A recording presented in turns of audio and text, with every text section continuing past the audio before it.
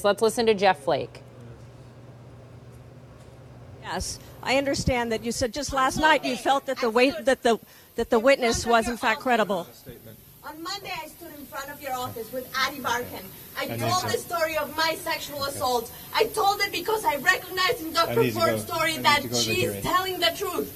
What you are doing is allowing someone who actually violated a woman to sit in the Supreme Court. This is not tolerable. You have children in your family. Think about them. I have 2 children. I cannot imagine that for the next 50 years, they will have to have someone in the Supreme Court who has been accused of violating a young girl. What are you doing, sir? I was sexually assaulted and nobody believed me. I didn't tell anyone, and you're telling all women that they don't matter, that they should just stay quiet because if they tell you what happened to them, you're going to ignore them. That's what happened to me, and that's what you're telling all women in America, that they don't matter. They should just keep it to themselves because if they have told the truth, you're just going to help that man to power anyway. That's what you're telling all of these women. That's what you're telling me right now. Look at me when I'm talking to you. You're telling me that my assault doesn't matter, that what happened to me doesn't matter, and that you're going to let people who do these things into power. That's what you're telling me when you vote for him. Don't look away from me. Look at me and tell me that it doesn't matter what happened to me, that you'll let people like that go into the highest court of the land and tell everyone what they can do to their bodies. Senator Flake, do you think that Brett Kavanaugh is telling the truth?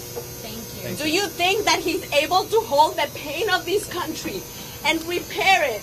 That is the work of justice. The way that justice works is you recognize harm, you take responsibility for it, and then you begin to repair it.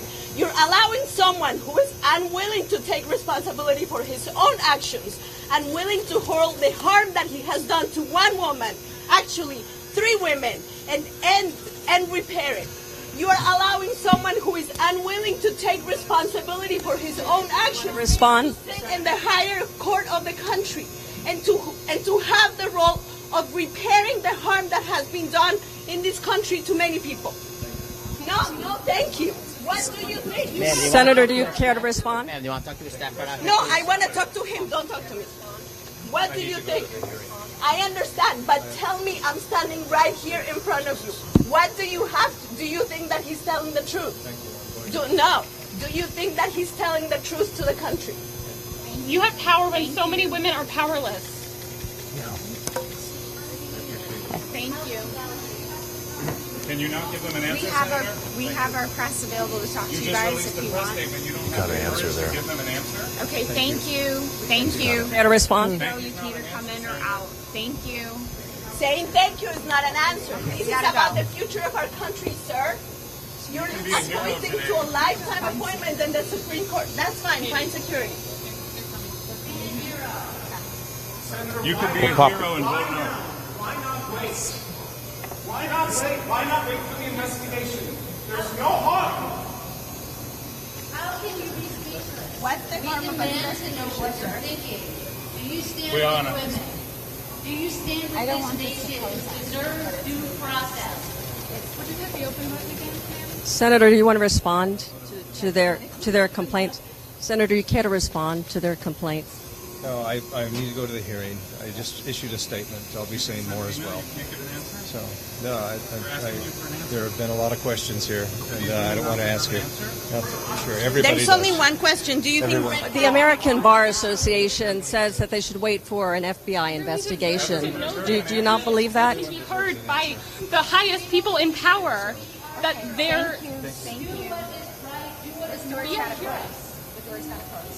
Poppy, I don't think we've witnessed a moment like that No. in recent memory. A U.S. senator confronted by two, I believe, women who say that they have been raped themselves. One of them saying to him, and I'm quoting here through tears, "Don't look away from me, look at me and tell me that it doesn't matter what happens to me." Just remarkable. It is remarkable. We just witnessed about 5 minutes of Republican Senator Jeff Flake after he made an incredibly important decision to vote for Judge Kavanaugh after he heard from Dr. Ford and Judge Kavanaugh yesterday, confronted in the elevator by those two women, as you said. Jim, his answers to them, thank you. I need to get to the hearing. You will hear more from me in just a moment. He did not answer their questions. Nia Malika Henderson, to you. Let's talk about what this means for this country, for America, beyond this vote. What we just saw is not isolated to these two women and that one senator. That is emblematic of where this country will be left, regardless of which way this vote goes, Nia. That's right. I mean, you could hear the raw emotion. You could hear the anger, the anguish, really, from those two women really pleading with Jeff Flake to do something different, to really send a message, they were saying, to women that he cared about their experiences, and that they felt like sending someone like Kavanaugh to the court would send the wrong message to not only women who were victims of sexual assault, as Dr. Ford alleges that she is, but also young men. This is going to be a very divisive couple of weeks we're going to have around this conversation, and then just beyond. We talked about sort of the rippling effects of the Anita Hill hearing back from 1991. We're in for it in spades going forward. In fairness to Senator Flake, David Gergen, that was an extremely difficult moment for any sitting politician to face. That said, that is a measure of exactly how many women view this decision. I think it's just the beginning. We're on the brink of what is likely to be the most divisive vote in our lifetimes. This is going to sharply divide the American people. There are millions and millions of women who felt just like those two women there. I think that, and those millions of women felt that Dr. Ford spoke for them and spoke to them and stirred things in them, memories in them, that we as white males don't really fully understand and appreciate. And if you have a group of 11 white men sitting there on the Republican side, you have to ask, do they get it?